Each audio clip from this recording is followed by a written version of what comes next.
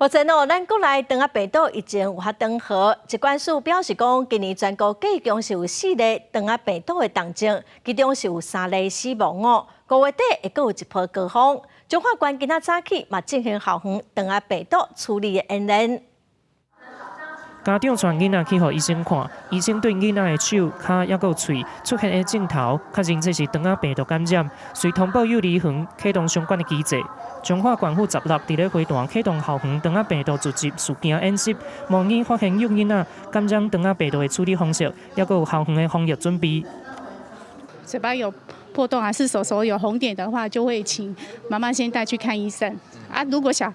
孩真的是有肠病毒、疑似肠病毒，我们都会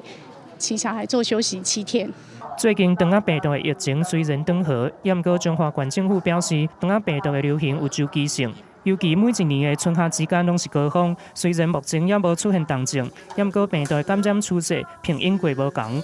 死亡的病毒看起来，往年我们都是71型比较会那么严重，那今年发现是有 Echo 跟 Kosaki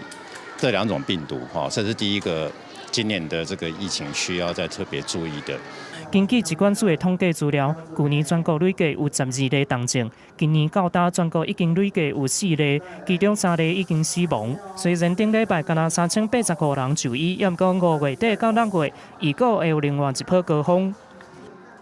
往年的一般的肠病毒流行期间，其实就是4月到6月，但是今年就是看起来会延后报道啦。所以以目前的趋势，这样预估5月底甚至6月初才会进入流行期都。疾管署表示，今年第一波高峰伫咧2月左右，其中重症大部分拢是还未满9岁的幼囡仔。提醒家长，除了爱落实卫生，还有消毒的工作，若是有相关的症头，就要赶紧去予医生看。公司新闻综合报道。